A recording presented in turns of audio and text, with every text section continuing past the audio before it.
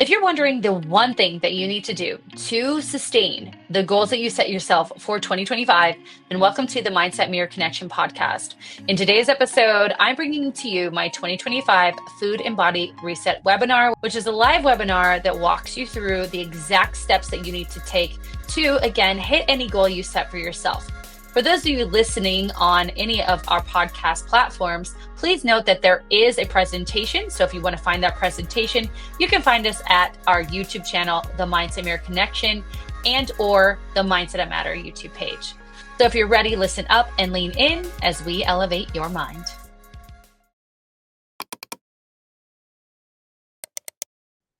Well, welcome, guys. I am very excited to, for some of you, this is all going to be new information. For others, this will be a refresher course and just kind of, how we want to focus, let people in, still people coming in, kind of like focus on what are the main areas that people struggle with in keeping their commitments to themselves. Now, again, for some of you, this is a refresher course. For others who are new to the Mindset of Matter, the Mindset Mirror Connection podcast, this is going to be information maybe you've heard on the podcast, but you'll be able to walk away from this actually with tangible goals and tools to help you with whatever your tasks are and your goals are for 2025.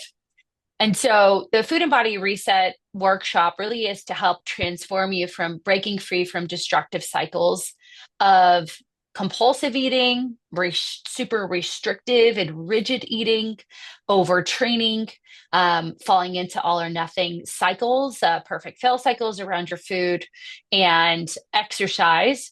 And, we're going to cover a lot. So if you guys want to grab a pen, a piece of paper, I'll let you do that now. It's going to be about 50 minutes and we'll have a chance to ask questions here at the end. So if you want to take some time to grab a paper and pen, please do so. For communication, I'll have the chat open. So if you guys want to put in the chat for me where we are located, I know a couple of you on here, so I know where you're located, but where you're located here. And as people are grabbing paper and pen, we will get started with that. I'm going to put the chat on this side. Massachusetts. Hello to my Mass girls. Where else are you guys coming from? North Carolina, Michigan. All you guys are cold. Let me tell you, what is it today here in Phoenix? Our high today is 71. That's crazy. Toronto and Northern Virginia. Love, love, love. Perfect. Awesome. Heading to Sunshine State tomorrow. I know you're going to Florida. It's very exciting. Good. Well, you're in the right place. And again, a lot of you are our clients, but you're in the right place if you obsess about everything you put in your mouth, right? Thinking about food all day long, determining foods as good versus bad based on what you eat or what you do not eat, right? You're in the right place if you have even some of you have worked through the method, those continued kind of checklists. And for some of you, those checklists can evolve, especially, and I had this conversation with my best friend yesterday. She said, I'm losing a lot of muscle. I'm losing a lot of strength in her back squat. And she's like, can I be still gaining muscle while not gaining strength? And then we had a conversation about her bulking and going into a bulk, and she has these rigid rules now because she's lost a lot of weight, right? And so this is also a good opportunity to kind of reassess, right? Have I created rules that keep me on track with my progress if I've lost weight, and how do I need to kind of reassess those rules? Because your rules in starting this program and or whatever they are today, if you're not in our program, may look differently than they did when you started, which is awesome progress. but there still is maybe room for improvement, especially if we're starting to get into the mindset of like, oh my gosh, I'm so fearful of gaining weight, which was the conversation I had with my best friend, especially if those rules are keeping you feeling like you've failed, right? Keeping you going back to behaviors that are comfortable. Now, we are going to naturally go back to behaviors on occasion, and that is totally a part of the process, right? But it's when it becomes a pattern, right? So we end up binging. We may end up even overly restricting. That's another rule, or compensating. That's something we talked about on our group call, and then giving up, right? Starting again on Monday, starting again, on the new year. And it's funny the way that the new year falls, because it falls on a Wednesday. So I'm curious to how many people will start on Wednesday versus the following Monday, right? So the 6th or whatever that is. You're in the right place again if you are making these promises to be perfect throughout the day. And again, this could have evolved in your process of losing weight with us, right? Ending up binging or overeating late at night, leading to struggles with body image. This can still be true when we've lost weight, because again, in our brains, we're so fixated on staying a certain weight that we almost over fixate on ourselves and what we look like. I have a client who getting some more male clients with disordered eating, which is really cool, that we're creating a space for men who struggle with that, but he's not getting a pump in his workouts, and his brain instantly went to, I'm gaining fat, right? And so we're in the right place if we're, kind of repeating this cycle of, I'm going to be perfect all day today, and then we're not, turning into binging or giving up on yourselves, leading to poor body image, and then repeating that cycle. And lastly, if you are new to our community, if you've tried every diet or exercise, but it just doesn't seem to be working, right? In my experience, the relationship with your body and food will only get worse if we're continuing to, go into programs that have nothing to do with our mindset and or fit into our lifestyle. And that's really important, because you are unique. Your circumstances, your stress levels, your responsibilities are unique to you. And a lot of the programs out there are one size fits all. So no matter what, today you'll leave with a new perspective on what has kept you stuck and how to achieve confidence in your results, learning 5 easy steps to break this cycle. Again, for some of you, this will be a refresher. And to truly end binge and emotional eating, learn to accept your body and build true appreciation with yourself. Now, for my clients who are here, who are in our program, again, I want you to kind of use this as a reassessing, right? Reassessing where I'm at. A lot of you have done amazing work up to this point. And just like we reassess our goals, we want to reassess our mindset and how we're thinking about things now that we have maybe gone through this process. For those of you who don't know me, the reason why I have experience in this is I have a master's degree in marriage and family therapy through Arizona State University. I have a specialty in food and body obsession, working in all levels of care of eating disorder treatment. I also specialize in trauma and codependency. And that's really important because that's a big part of what we're going to talk about. I have my personal training certification from the National Association of Sports Medicine. I have several different nutrition coaching certifications, including Precision Nutrition, National Association of Sports Medicine, and Girls Gone Strong. I'm the founder of the Mindset of Matter coaching program, which is an online coaching program that works with men and women, mainly women all over the world, on recreating their relationship with their bodies and food. In my therapy practice, I have over 10,000 hours of working with individuals face to face, both individuals, couples, and families. And we have helped over 2,500, that should be updated, women recreate their relationship with body and food, finding food freedom. And about me, my story is a bit different because mine is I've always obsessed over what I ate, right? Constantly worrying about if a food was good for me, bad for me, going into very restrictive diets, diets that I look back now and I'm like, what was I thinking, right? I would go into these extreme weight loss measures without balance, completely derailing my life to lose weight. But then I'd get to the goal weight, and then because I wasn't creating actual habits that worked for me and was really focusing in on like being perfect in this restrictive state, I would then just gain it back when I decided to allow myself to live again, right? My self-worth was completely tied to how I looked, what people thought about me. That was a big thing for me, is that I've always been I was a dancer my whole life. I cheered in college for 2 years and then danced for a year. I've always been fit, but then I got really extreme into like an orthorexic place. For those who don't know, orthorexia is this fixation on eating clean, only being able to eat certain foods and having a lot of rigidity around that, having to work out X amount of days. And if you don't, you feel an immense amount of anxiety. That was very true for me. And the more that I tried to control my body with restrictive diets, with overtraining, I actually hated my body more and more because, in all reality, my body started working against me from what I was doing to it.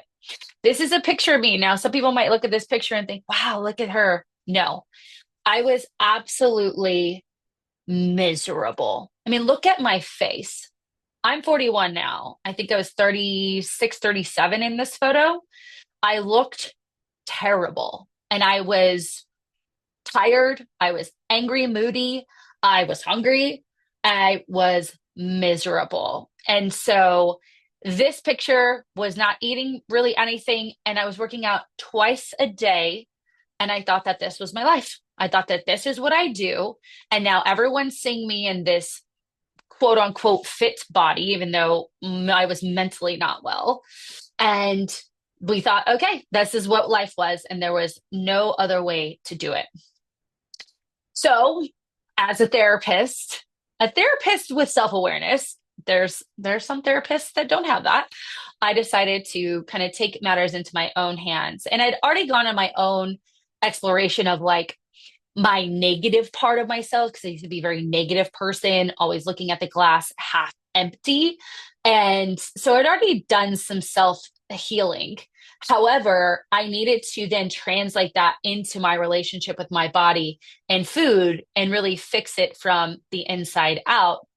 And now I have the ability, through my experience in myself, my own self-healing journey, but also my experience, my education, to now listen to my body and understand it needs. I forever stopped this kind of super restrictive binge cycle. And I'll be honest with you guys, my binging was more around like going out, drinking. If I was having drinks, then it was okay to have the nachos and the cheeseburger and all the things, which of course we can have those foods. But when it was becoming like Friday, Saturday, Sunday, right? And then I'd get right back to that restrictive diet on Monday. This is usually after a long, prolonged period of restriction. This obviously, I went from the picture you saw to about 20 pounds heavier, and not in a very short, I mean, it was a very short amount of time. Now I maintain a healthy physique year round. I create a sustainable wellness routine that I can execute for my life, and I validate myself from within and have a strong boundary system. And that's what I want you guys to take away today. And so again, myself and my team, now we haven't had an updated photo yet. And we're flying out the team hopefully in March. I wanted to give Coach Amanda some time after postpartum and all of that.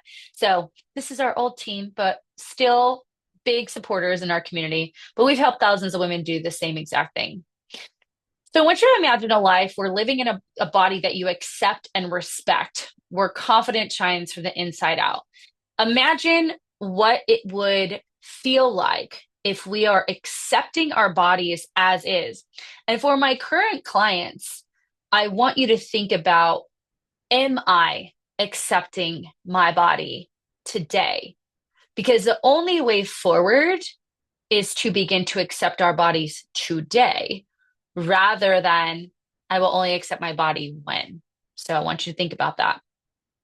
Losing weight without feeling completely restricted, right? While eating foods you love, not killing yourself in the gym. and of course, keeping the weight off for good. Going on vacation, having cake with your kids, being present instead of worrying about the food and or working it off, which is something that I think when we go into the, holiday season that we're in now, there is that, oh, I need to again overcompensate for this. I need to overcompensate for the, meals that I had, the treats that I had, instead being able to say, okay, I enjoyed myself. I set the intention to go a bit over. I allowed myself to have the treats and I move on, right? So if you're ready to go from I can't believe I overate again, I'll never get this right, to I enjoyed the meal with my family and it doesn't define my worth, because basically that's what we're doing. Going from I can't trust myself around snacks, I just cave in, to I enjoy portions of pleasurable foods mindfully and with control. And going from everyone else manages to lose weight except me, to I not only know how to lose weight healthily, but I also can keep it off, then we are in the right place. So, are you ready to do this and feel confident in your bodies? Now, we are not huge proponents of before and after photos, but these are some clients that I've worked with who saw these results by going out to eat. One of you is on here. Going out to eat, having drinks with friends, going to sporting events, having holidays, all of that, right?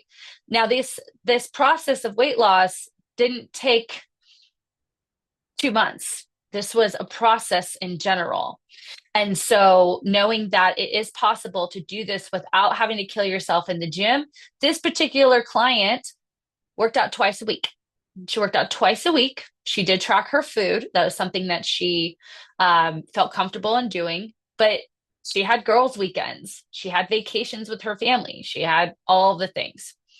And so that is definitely possible for you. So before we get into this, I want you to identify which of these you most relate to. So first and foremost, we need to understand the importance of our beliefs. So our beliefs create our identities and how we see ourselves. Now, our beliefs and our identities are the story and narrative we have in our head that was created in early childhood, directly and indirectly, right? So a lot of people have a hard time with this because they think, well, I didn't have a lot of trauma, right? That doesn't mean that, and let me say, a lot of people think that trauma is these big T's, right? Abuse, going to war, natural disasters, a big car accident, loss of a parent. Those are big traumas and they definitely can affect the person. But little t trauma is those little, as Kelly says, death by paper cut trauma, these little ticks against your worth or against your autonomy. And I'm going to talk about a couple of those different things. So we'll talk about that in the next couple of slides. But the beliefs that come out of that create our identity, right? That identity then creates our behaviors.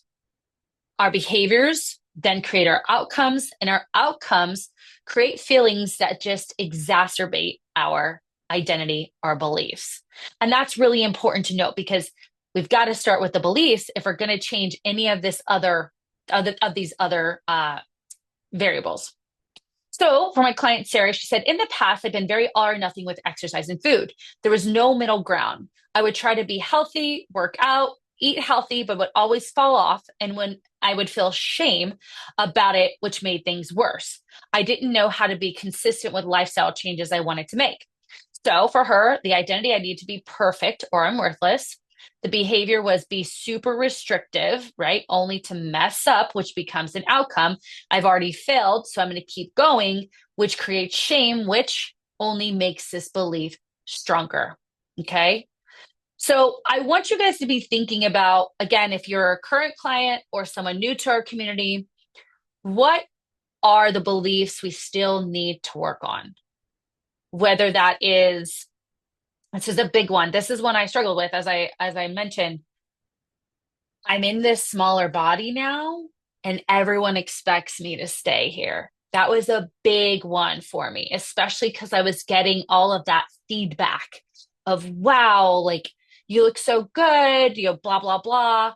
But I also got negative feedback in that moment. I had one person tell me I looked like absolute dog shit one day when I walked into his office.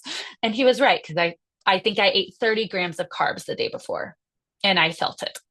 I had someone say, eat a cheeseburger, the usual. But there is still that, well, now people have seen me this way. I must stay this way. And that was a belief that I didn't have prior to the weight loss. So for current clients, what is the beliefs that we still need to work on? Okay. And those may still be beliefs that we started with. For people new to our community, what are the beliefs we have? And I'm going to give you some guidelines, some clusters to work from so that you can come to the best conclusion for this. So, which cluster do you most relate with? So, cluster A is extreme cycles of restriction following by binge eating, either strict, clean diet or completely falling off plan, right? Often labeling foods as good or bad foods, cheat foods, whatever you want to call them. Intense workout routine periods followed by burnout or inactivity. Feeling like missing one workout or the meal that was planned means that you've failed entirely. Difficulty finding balance, swinging between extremes in work and hobbies and relationships, right? So it what you'll realize is a lot of the stuff is not just food and diet. I mean, it really bleeds into other areas of your life. If things aren't perfect, they are seen as complete failures, right? You struggle with flexibility and adaptability, viewing things in black and white terms, and you may quit easily when things get tough or aren't going exactly as planned. So if you feel like cluster A is what you relate to, I want you to hold on to that. Cluster B is basing the way you look and eat on what you feel other people expect from you and what is acceptable, attractive, etc. We're focusing others' needs while neglecting our own and soothing through food or extreme exercise, literally running from the feelings. Eating a certain way around others in fear of judgment, constantly putting others' needs before your own, often leading to burnout. And the burnout isn't burnout for other people. That's the funny part. You'll still keep doing that shit. The burnout is you. You burn out on you. You are last, priority in your life. And so we're constantly burning out on ourselves when we can still be doing all the things for everyone else. You struggle to say no. You overcommit to things, which can be in your work life, your personal life, even in your diet and exercise, like overcommitting to the process is a big one there. Seeking external validation and approval, making decisions based on what others think rather than your own personal values and what we call your reality.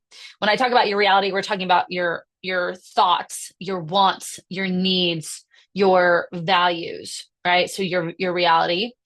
Avoiding conflict at all costs, sometimes at the expense of your own well-being, and difficulty asking others for help to not be seen as needy. That's invisible. That is cluster B. Cluster C, obsessively tracking calories, macros, workouts, striving for a perfect routine, working out excessively, sometimes to the point of injury or exhaustion to achieve a specific goal quickly. This was me. Setting unrealistic goals for diet and exercise, often with unsustainable intensity. This was exactly what I was going through. I mean, the fact that I remember going to a high intensity interval workout in the morning, that was 45 minutes, it was F45. And then, I'm sorry, that was in the afternoon. In the morning, I would go to the gym and actually lift, thinking that my body was going to miraculously be okay with all of the stress I was putting on it. Pushing through hunger or pain, viewing these as necessary for success. I mean, during this time, I tore my labrum, and all I could think of was my labrum in my hip. How am I going to get back? How am I going to get back? Oh, I'm going to do just upper body. Oh, I'm going to, I figured out every single way to try to work out with this injury that was very, very painful. I ended up in the emergency room. It was so painful. I thought I had kidney stones. Constantly pushing yourself to meet high expectations, often feeling that you're not doing enough. Difficulty resting or relaxing, often always needing to be productive. That is a huge one where sitting, your brain goes, I should get up and start walking, right? Or I should go meal prep, or I should do clean, right? That'll keep me busy. Whereas, yes, there is moderation for we don't want to just sit, but we don't want to just be going. We want to have that moderation in all areas of our lives. Taking on too many projects or responsibilities at work, right, to prove your worth, and feeling guilty when not achieving or succeeding. And that can be, I was talking to a gal who went through my self-guided course, and I do one call with them once they complete the no phase of the method. And that was her thing, is that their company family business was kind of on a slower side, right? On the slower side. And she found herself binging more because she's so used to doing, and she finds her worth in achievement, that she needed to do something. So she ate. And it can be that simple, right? It's not simple, but I need to be doing, I need to be busy. And so, thank you. I just saw that, Marissa. And so for her, she she stayed productive, quote unquote, by eating. And last is D, expecting flawless adherence to a diet or workout plan. One slip up feels like total failure. This is going to sound like A. Redoing workouts or meals if they didn't go perfectly, or skipping them altogether if you've not done it right. Hyper focusing on body image, scrutinizing every perceived flaw, and often tying your self worth to appearance. Feeling immense pressure to achieve a perfect body or fitness level, leading to unhealthy habits. You're paralyzed by fear of making mistakes, leading to procrastination or avoidance of tasks. You have difficulty delegating or asking for help because no one else can do it like you. You constantly are criticizing yourself, feeling like you can never meet your impossible standards, and you struggle to celebrate achievements because for you, there's always room for improvement. So, funny story. Last night, I watched the part of the Aaron Rodgers Enigma documentary. And in that, he talks about his perfectionism and how perfectionism always led to self-loathing because there was always more he could be doing. And then he talks about his own struggles with mental illness, his own struggles with spirituality in general. Now, whether you're in alignment with him, I think there's a lesson to be learned there. It wasn't just, I'm, I try to do better, I try to do better. It became something that affected his entire psyche and his connection to himself, right? That's what I think spirituality is, a connection to yourself, connection to a higher version of yourself. And this perfectionism, the need to be perfect, for those of you who are spiritual, I'm going to use the word God, puts you in your God place, in place of God. Okay. Now you can higher power, universe, Buddha, whomever you want to put there, higher version of self. You're saying, I'm the one who's perfect, right? I am the godlike. And that in itself is, unfortunately for you, not true. And you're kind of hitting this wall, right? Every time you're not becoming perfect because you are imperfect human. Our children are born imperfect. And that's the beautiful thing about humans. We're imperfect. And that's why we get to make mistakes and have these failures and challenges and everything. But for him, it literally, it caused him to go on his own like spiritual journey, which I thought was really interesting. Lots of ayahuasca. Anyway, on your sheet, write down which cluster you most associate with, cluster A, B, C, or D. And I'm going to go over your identity or beliefs. So cluster A is your all or nothing, right? You identify in extremes, either being all in or completely disengaged. You stick to a diet for a few weeks, avoiding the bad foods. You have the one cookie, the candy, whatever it is. You feel like you've ruined your progress, and you end up binge eating an entire bag of snacks, right? You tell yourself you'll start over again on Monday. You exercise for 6 days. Do a 6-day program that you found on Instagram that some little gal is pushing because she's 25 and she's super small and she can work out 6 days a week because it's literally her job. She doesn't have kids and she has an in-home gym. And then you try to do it and life gets lifey and you're like, shit, I can't do this. So I'm just not going to do it at all. right? This mindset comes from childhood environments where success was celebrated and mistakes were highly criticized. Now, when we think of high criticism, it doesn't necessarily have to be you're an idiot, right? It could be feeling, think about this, like feeling good about something, but because it wasn't the highest level, say a grade, say you got a B in math. Oh my God, if I got a B in math, my parents would be ecstatic because I struggled. Say I got a B in math, and my mom was like, well, it's not an A. That is, that's a wound to your worth, right? Of I feel good about myself. My reality is I feel good. I want to be seen for this B, but I'm getting, well, it could have been an A, right? So this leads to this kind of all or nothing, right? I'm either good or I'm bad. And we kind of swing between these perceived perfection and failure, right? Now I'm going to talk about perfectionism because there's a little bit of a difference between the two. For our clients, we have reflections, and some of you may even see your own in here. For this client, you talked about all or nothing. So the question is think about distortions and write them down, all the things you've said to yourself that sound like distortion. So all or nothing thinking. If I can't work out every day or follow X program exactly, I do nothing. Even when I would say I needed to do 3 times a week, if I missed one, I was thrown off and would give up. If I didn't follow my diet in any number of ways, I'd start again on Monday. Now, the important thing, the reason why I wanted to add this in here is because if you think about working out 3 times a week, you literally have 7 days in a week. But if you have these strict black and white rules in your all or nothing thinking, I have to work out Monday, Wednesday, Friday, right? And I skip Monday because maybe, my kid kept me up, or in my case, my dog kept me up last night.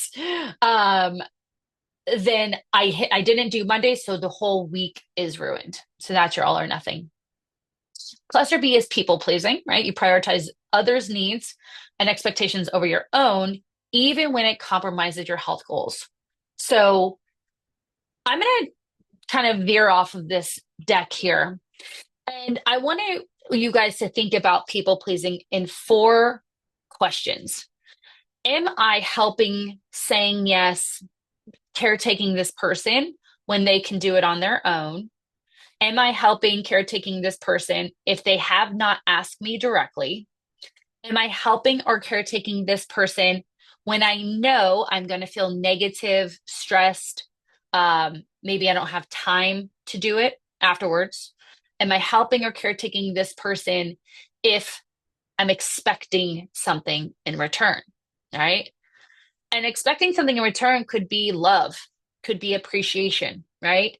And that is really, those 4 questions are so important to ask yourself because this behavior of people pleasing comes from environments where we had to earn approval of others. We had to earn love, right? We have a fear of conflict, a fear of rejection. We begin to see are being seen, as selfish leads to this constant self-sacrifice. So what would that look like? Oftentimes, especially with women, the parentified daughter in the household, the daughter who was put into a parent role, right? Whether that was to take care of her own parent because they were emotionally dysregulated, the parent was abusive, the parent was an addict, parent had their own mental health struggles, or they were put into a role to take care of siblings, right?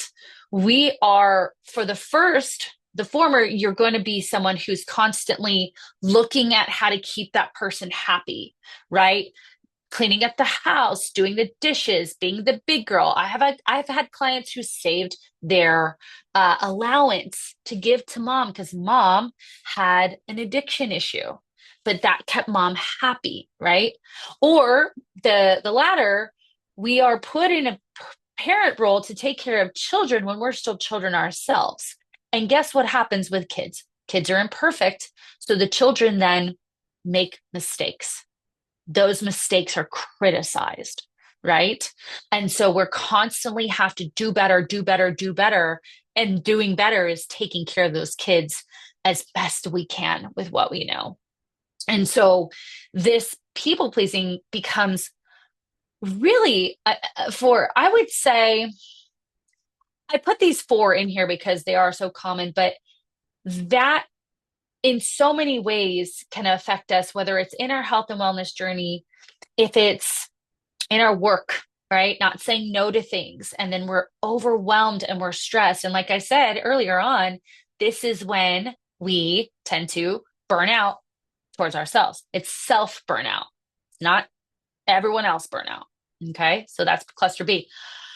For a client, she said, at times I felt my sole purpose on this earth is to bring happiness to others. It's something I take very seriously, like a high responsibility or calling. It's more important to consider others' feelings than it is my own. I believe that my parents are disappointed in me. I question if they are embarrassed of me. Often I tell myself that I'm worthless, a failure. No one will ever love me or stand by me unless I'm providing something to them. You're only good as your last action or inaction. I believe people love you when you're good, strong, driven, happy, excelling, compliant. I believe in order to fit in, you have to conform to standards of the world. I know intellectually that none of this is true, but I don't really allow it to permeate my heart. I tell myself I'm a terrible mother, bad daughter, friend, I'm selfish. Like, this is what people feel. Maybe you feel that way still. Again, for the clients listening to this, even if we've gone through the program, some of this shit still resides. Or in my case, what I've learned in my life is that new situations bring up new things, right? And so, you know, if we're starting to kind of teeter back into this people pleasing, we need to reassess. All right. Cluster C, and we'll get through them, I promise. Overachieving. You're driven by setting and achieving high goals, often pushing yourself to the limit of both diet and exercise, measuring self worth by productivity. You set a goal to lose weight quickly, like I did. You drastically cut your calorie intake, add extra workout sessions, pushing through hunger, pushing through fatigue, right? You're exhausted. Your body needs to rest, but you believe you can't afford to take a day off. You're constantly tracking macros. We just had a gal on our last call. She was feeling a lot of anxiety because she wasn't going to be able to track a meal on New Year's, and us as a group, it was pretty awesome, said, is tracking the meal what we really need to do, or is not tracking the meal what we really need to do for your healing? And we decided not tracking the meal was for her, but she probably fits into this, right? Feeling stressed if you can't hit your targets. For a lot of overachievers too, they'll have this kind of perfect tracking, right? It's very perfect, like almost a line across. In our EverFit app, I see bars, right? So for if you hit your goal for the day, and it's like right on the line. Where this comes from again is an environment of where high achievement is valued and success is equated to worth. Now, there's nothing wrong with wanting your kids to do well, right? But it shouldn't be the only aspect of them being seen, right? The only aspect of praise that they're receiving. You perform well. You probably always performed at a high level. You've learned to do that, even at the expense of your well-being. That's where the difference is for all of these. It's great to give to people. It's great to take care of people. It's great to be a high achiever. It's great to want to strive for as close to perfection as possible until it's at the expense of ourselves. That's the deciding factor. What I learned from my parent figures, I learned to be strong, perfect, seen and not heard, to be the mother figure since my mom was diagnosed with multiple sclerosis when I was 8. We were taught that being numb to feelings is a sign of strength, right? I feel like I've always resorted to failed strategies, low carb fasting, keto, and struggled to be open to new approaches. I believe that killing myself running every day was the only way to lose weight. I believe that crazy restriction would make me smaller. All right, last one is perfectionism. And like I said, this is going to look and feel a little bit like all or nothing. You have impossible. I'm also going to ask you guys to put in your cluster in the chat. So get ready for that. You have impossibly high standards for yourself, fearing mistakes in your diet and exercise routines, and feeling immense pressure to do everything perfectly. You meticulously follow that diet plan. If you slip up or eat something not on your list, you feel like a failure, and either scrape the whole plan, or you kind of make these like wild radical adjustments to the plan to fit into the perfect box. In exercise, you might avoid trying new type of workouts. You maybe avoid trying new diets because in your mind, you're like, well, I don't have experience or confidence in doing that, so I'm not going to do it at all. Again, perfectionism is rooted in an environment where flawless results were praised, right? Any sort of outside of perfection, we are getting scolded. And I look at children. Children are clumsy, they're spontaneous, they're full of like creativity and joy. And that often comes with imperfection. They spill the milk, they drop the toy, they, you know, hit their heads. And when parents are coming after them, criticizing them for that, they're learning, oh, I'm only good when I'm not making mistakes. And that's where that comes from. For this client, nothing butters my biscuits like hearing, I don't know how you do it, or you clearly don't miss leg day, or as a push my twin babies in a stroller up a literal mountain with my toddler in a backpack. Look at you, Wonder Woman. If I'm not tough or strong or persistent, then I'm nothing. I'm not full-blown Goggins, die before you quit, but I take serious joy in my perseverance through struggles, being acknowledged, even though I don't think I broadcast the struggles, if that makes sense. Don't get me wrong, I'm proud of myself. And that isn't diminished if no one else sees my efforts. It's a silly thing to need and want, but here we are. I've always wanted that from my peers, though I don't think I ever found a way to get it. I was remarkable at so many things. I wasn't that cute. I was smart, but not too smart. I was athletic, but cool in sports. I didn't come from money, but had a cool sibling. But I also didn't fit in with the weirdos. I floated around with everyone trying to fit in, right? So trying to find being perfect in all of these different areas. So who are you? Who are you? And if you want to take it a step further, what is the belief we need to work on now? This is so good for you guys who are currently in the program. So when we're thinking about this, we are trying to fix the, binge eating, emotional eating, and we're trying to do it by fixing the roof of a house on a broken foundation. When you don't deal with the root causes of binge eating, negative body image, punishing workouts, then we're still sitting on this weak foundation. No matter how beautiful you make the outside of this house, you will eventually crack and crumble under pressure because your foundation is not solid. Without addressing the underlying issues from these clusters and the current issues we're struggling with, then progress is only temporary. The cycles of guilt, shame, and self-sabotage will continue. Now, the mindset method, as some of you on this call have been through, some of you have not, is a structured approach designed to uncover and shift the unconscious belief and patterns that fuel behaviors like compulsive eating, overtraining, and unhealthy self-criticism. Just like a house built on a strong foundation, lasting change begins with that inner foundation. Understanding your beliefs, your emotional needs, and self-sabotaging thoughts and behaviors will help you through this. That's that. That's your foundation. Look how strong that is.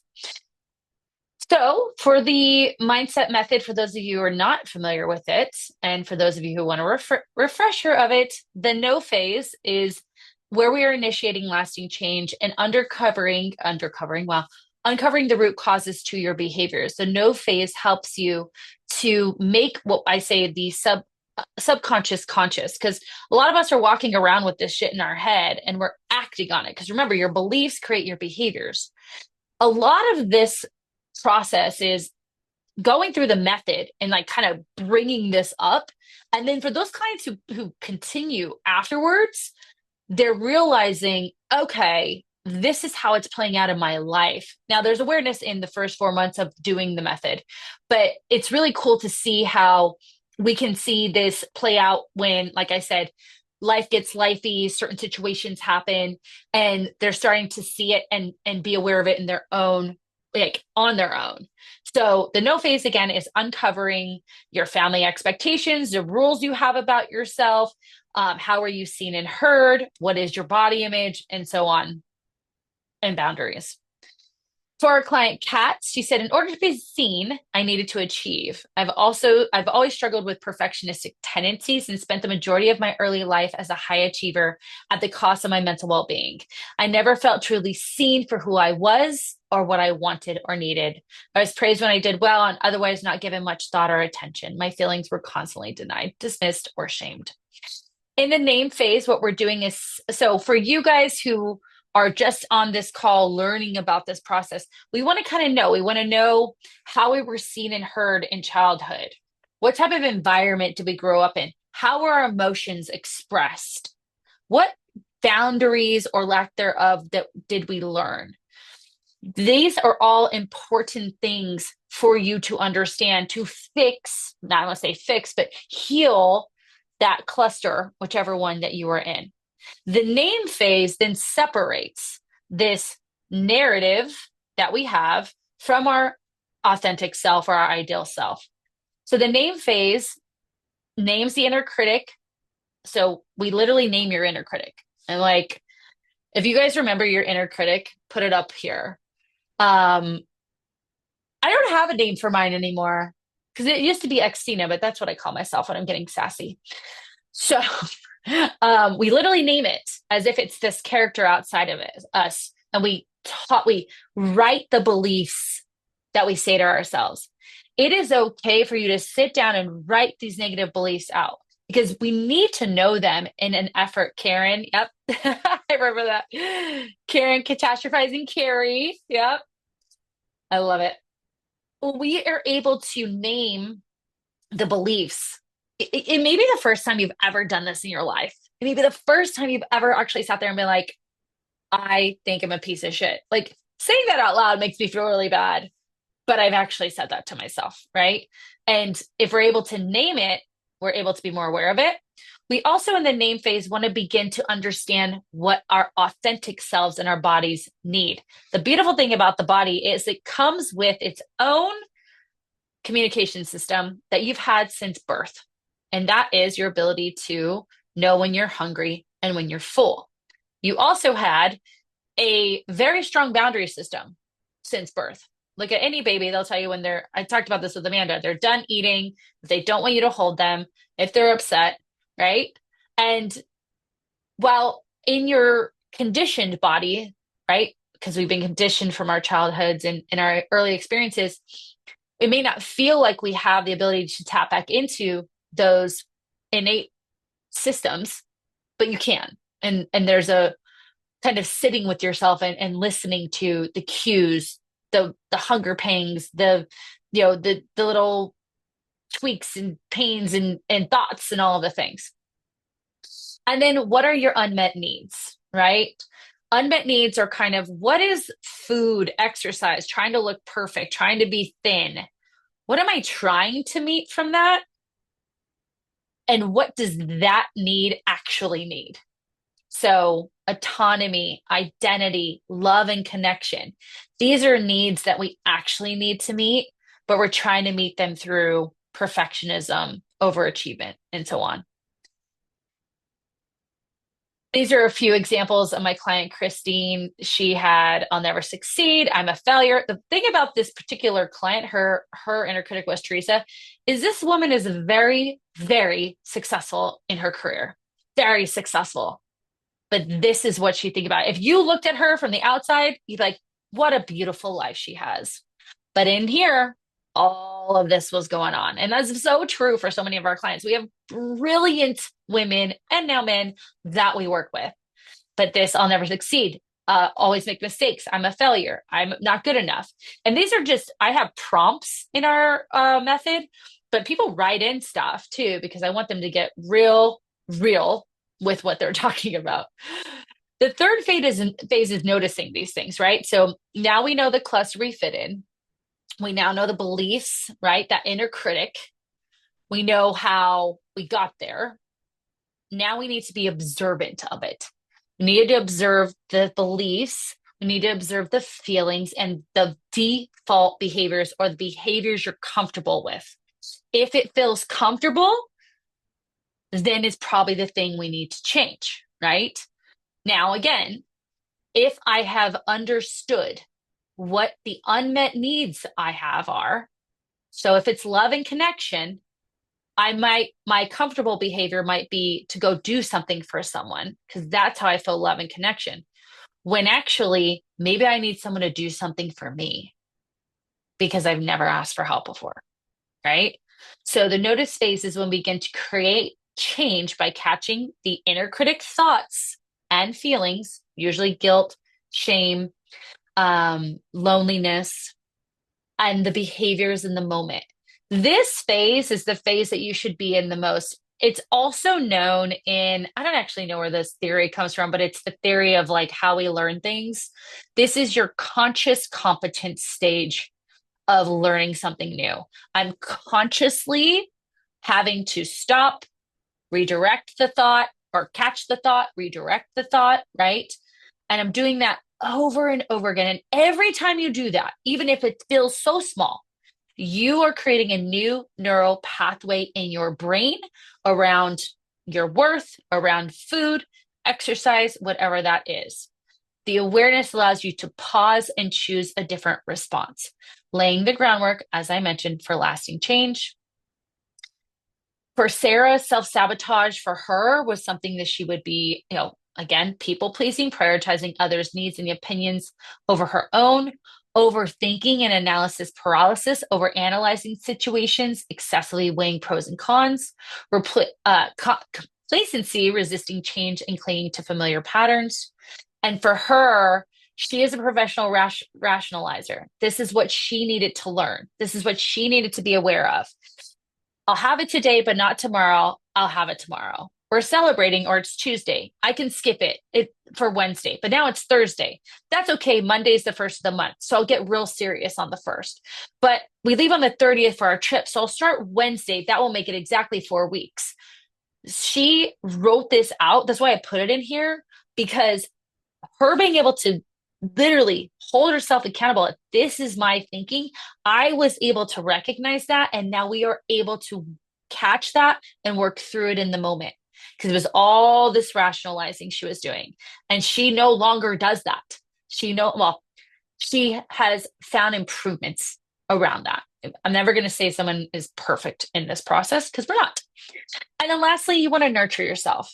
We want to bring all that together. What we learned about ourselves, the inner critic voice, and what our behaviors actually need from us, right? What we're trying to achieve with these behaviors, being able to catch and reframe them. And then this part of it is more of listening to our authentic self. We're catching the inner critic, great, but what do we really want? What does that little voice in your head? We always do an ideal self activity at the beginning of our method. What is that voice, and what is that person that you're striving to be? What would she want in this process? And it might not feel real to you, but let's try it, right? Let's try to find our power. Let's try to find our ability to stand in our truth. And so this process is all about self-care and affirming your self-worth, but more importantly, connecting you to your true self, whomever she is. She may still have little quirks and different things. Again, we're not looking for perfection here. And so for this particular client, she was able to go through a situation where her ex-boyfriend had hurt her in a way, but through our connection to her ideal self, she said, my authentic self can recognize that the actions of others don't say anything about my self-worth or how loved or lovable I am. My authentic self is not vengeful or a spiteful person, but understands my pain and is compassionate to feelings and thoughts I have, even if they don't reflect my true self and the person I aspire to be. My authentic self recognizes that people can make mistakes, and mistakes do not define a person at their core. So again, she comes from a person who would have completely fell into a shame spiral to now being able to talk through this of, no, the person who I am and that I value and I strive to be would react differently. So I'm going to choose to react in that way. All right. I know we're going over. I'm so sorry, guys. I'm talking so much. But if you want to stick around, we're just going to go through the norms phase. For my clients on here, this is something that we do all the time. For those of you who are new to our community, this is huge. Norms is our fifth part of the mindset method, and it is creating these small, little, sustainable habits that now reflect the authentic part of yourself. Now, the beautiful thing about our program, whether we do group coaching or one-to-one, is that you are going to be creating norms throughout the process, right? So it's not like you have to go through the first four phases to get to phase five, but this is something we do throughout the process of finding these sustainable habits that you can do. So for those of you who maybe aren't in our coaching program, I want you to think about, reflect on your current routine that you have, your life, your lifestyle, your life schedule. And I want you to think about, on your worst day or worst week, whatever that looks like, what can you do now? What what do you know? Even without all of this training, coaching, what can I do? And this is a good, for you guys who are my clients, let's use this week. We've got maybe end of the year. We have end of the year at work. We have New Year's Day, New Year's Eve parties, New Year's Day, all of that got to run by. Yay. Good. Happy New Year. What do I know I can do in regards to my nutrition this week? For those of you who are not in our coaching program, what do I know I can do for my nutrition this next month? And what I mean by no is no matter what, I can do this thing, whether that's eat a vegetable at every meal. It can be that simple. Because once I start doing that and becoming consistent with it, I'm going to have a little bit more fiber in my system. It's going to make me a little bit more full. Then maybe my next goal is add a protein to that meal. Now I'm really satiated. I'm not eating as much, right? All of these things add up. For exercise, say that I'm only getting 3,000 steps. Maybe we make, like, I could get 2,000 more steps in a day. I know I can do that consistently. That's going to be your exercise norm. And then your self-care norm is, I'm going to, for 30 seconds, focus on my breathing 3 times a week, right? And so it's not starting these big freaking New Year's resolutions that everyone starts. Everyone does that and everyone burns out. I burned out. I'm like, I want to read a book. I think I read one full book and it was this past week, you know?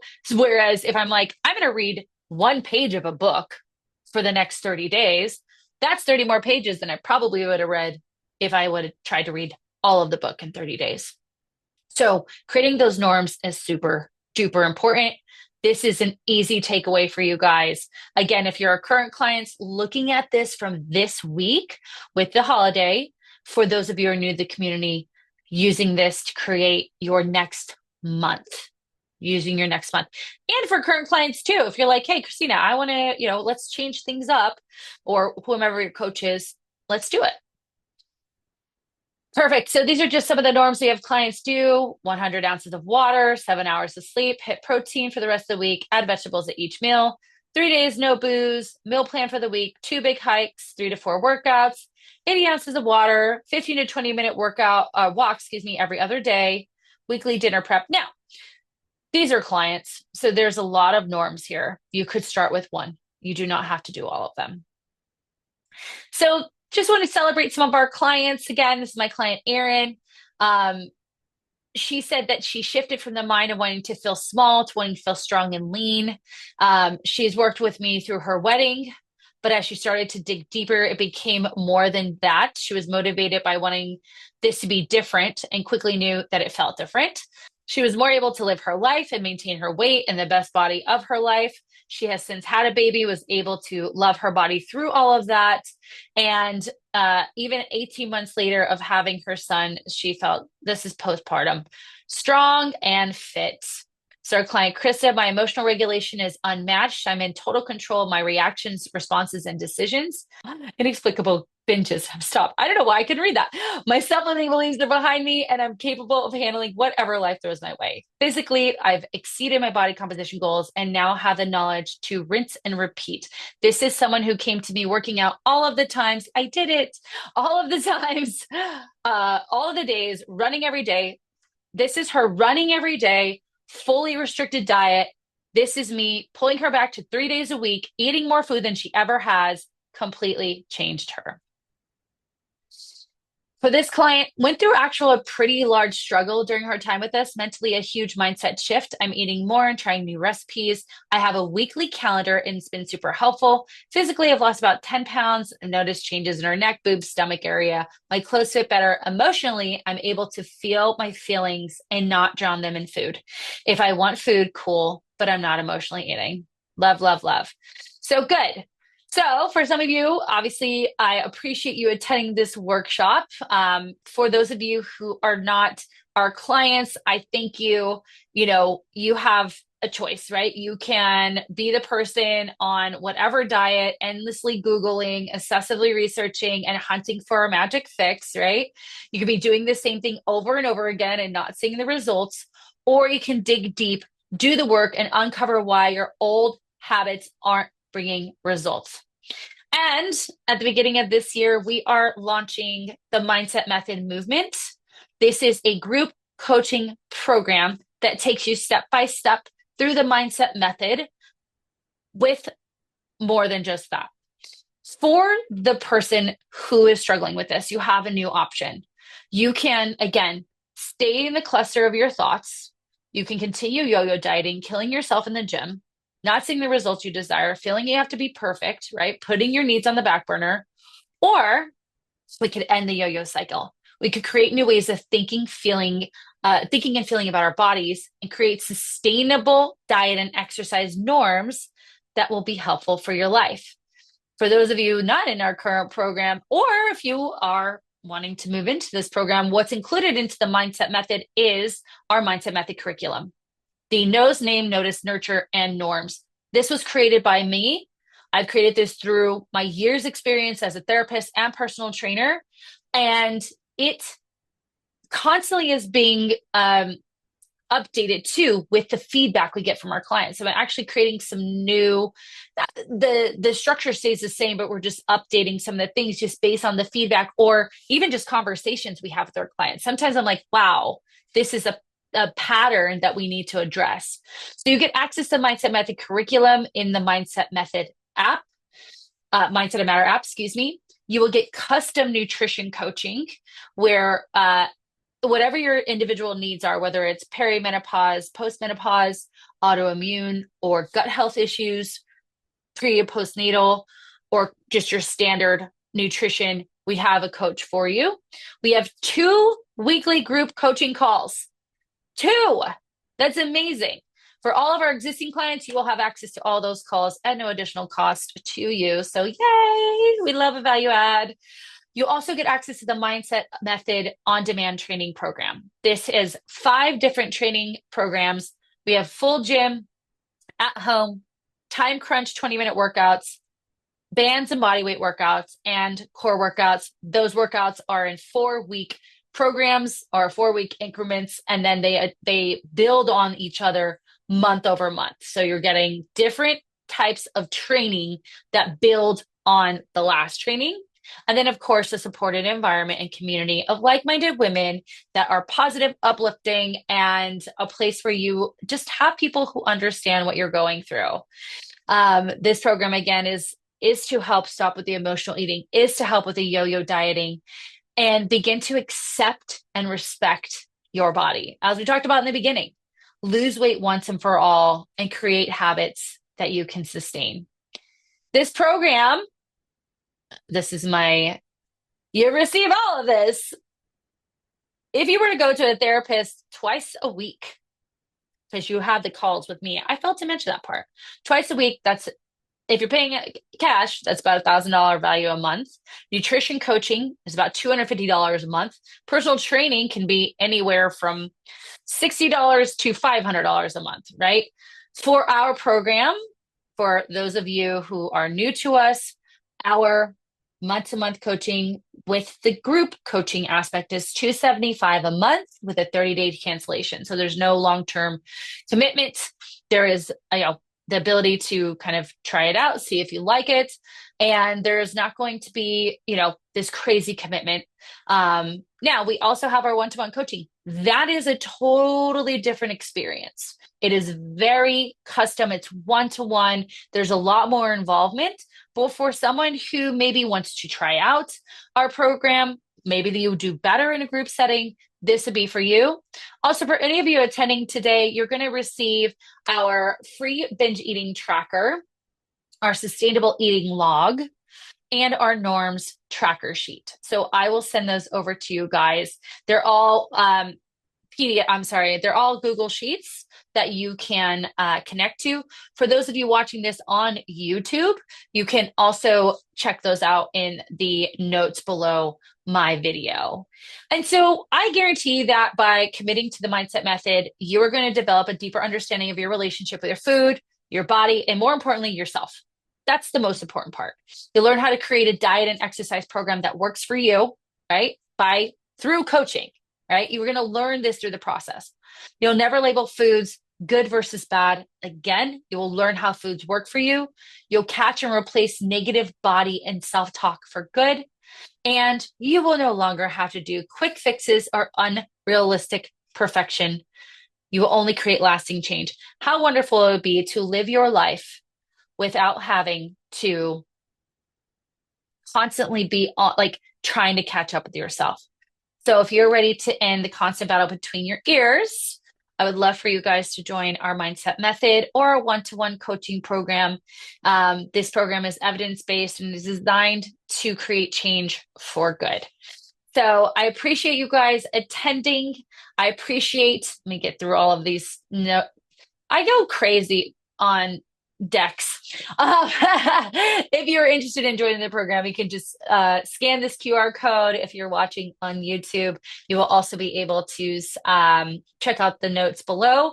For our podcast listeners, you'll also be able to check out the show notes as well, as this is going to be on our podcast. So I truly believe that if you can get through the underlying struggles that we have about our self-worth, our body image, you can do anything, guys. You literally can do anything. And, everyone knows how to lose weight, but they don't know why they can't stick to themselves, or why they continue to turn to food, or why they try to punish themselves. And when we learn this, no matter how you do it, whether it's through one of our programs, listening to the podcast, following us on Instagram, joining our Facebook group, whatever that is, you will be able to keep whatever commitments you have to yourself, because you're recreating the relationship with yourself. Thank you to everyone who attended our webinar today. Whether you're a current client or someone new to our community, or you're watching this on YouTube or listening on the podcast, I hope that you find this information helpful to you. I truly believe that when you can understand your underlying struggles with yourself and your self-worth, you can achieve any goal possible. If you like this podcast, we'd love for you to subscribe and set your notifications so you don't miss an episode. Also, to get this podcast out to more people, we love ratings and reviews. That helps us get into the algorithm to have more people listen to our message. Also, you can give us a follow on social media at Mindset of Matter Coaching and fitbyamanda.az. You'll also find us on our YouTube channel at The Mindset Mirror Connection and The Mindset of Matter, which is my own YouTube channel. And if you have not learned this through this entire podcast, I want you to remember one last thing. What you say in the mind, you see in the mirror. Bye-bye.